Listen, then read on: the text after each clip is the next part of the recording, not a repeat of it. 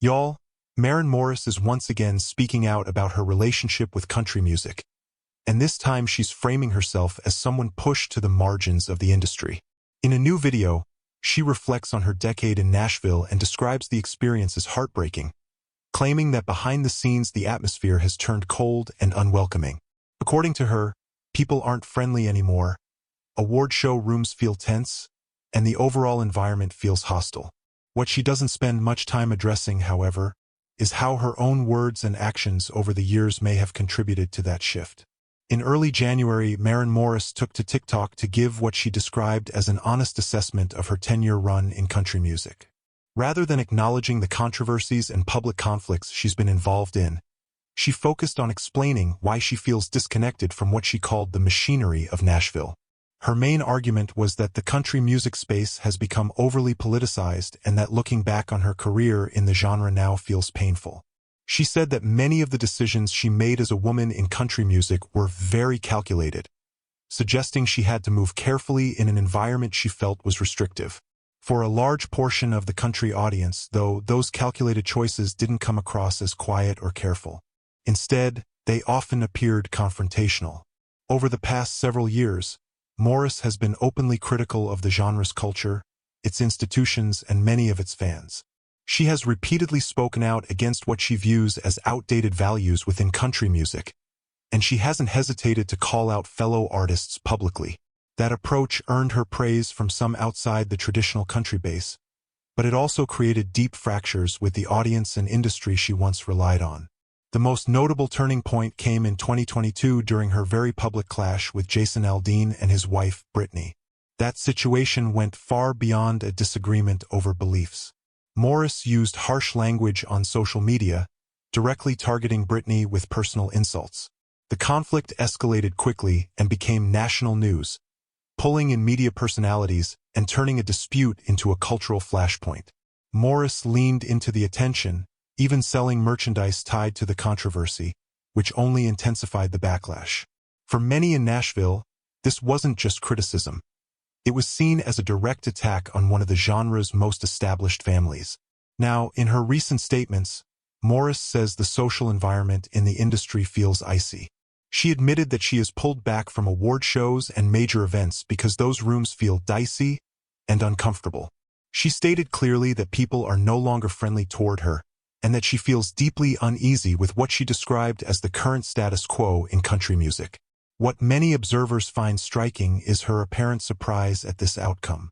After years of openly criticizing peers and fans alike, the distance she now feels may be less about exclusion and more about strained relationships finally reaching a breaking point.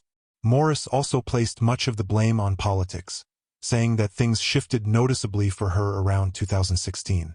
She pointed out that her debut album was released just before the presidential election that year, and she believes that moment marked a turning point when country music became more politically charged.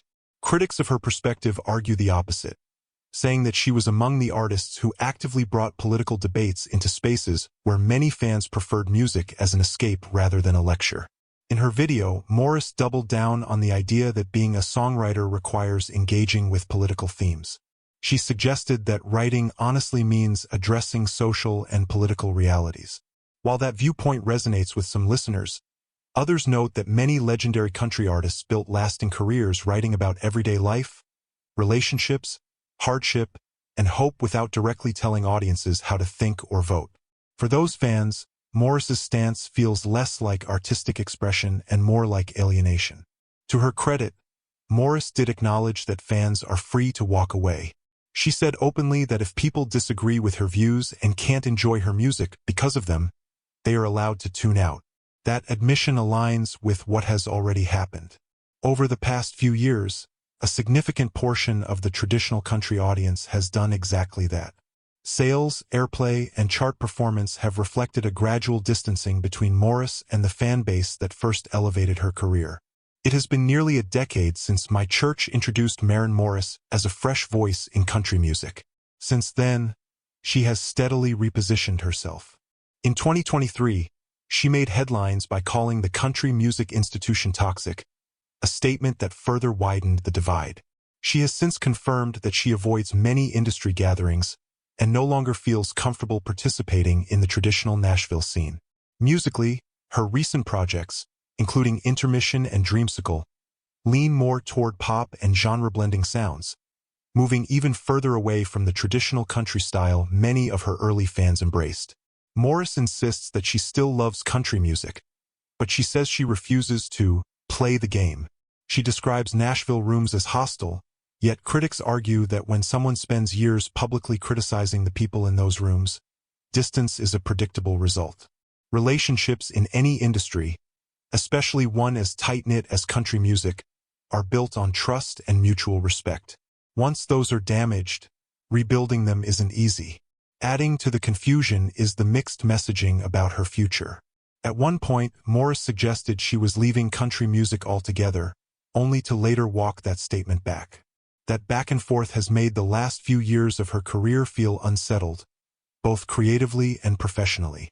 Some fans see an artist searching for authenticity, while others see someone unwilling to accept responsibility for burned bridges. At this stage, the question isn't just whether country music is toxic. It's whether Maren Morris is experiencing exclusion, or simply the consequences of years of deliberate confrontation. To her supporters, she's a voice willing to challenge a resistant industry. To her critics, she's someone who criticized her own audience and is now frustrated that the applause has faded. Either way, her story has become a clear example of how words, choices, and long-term relationships shape careers in country music, for better or worse.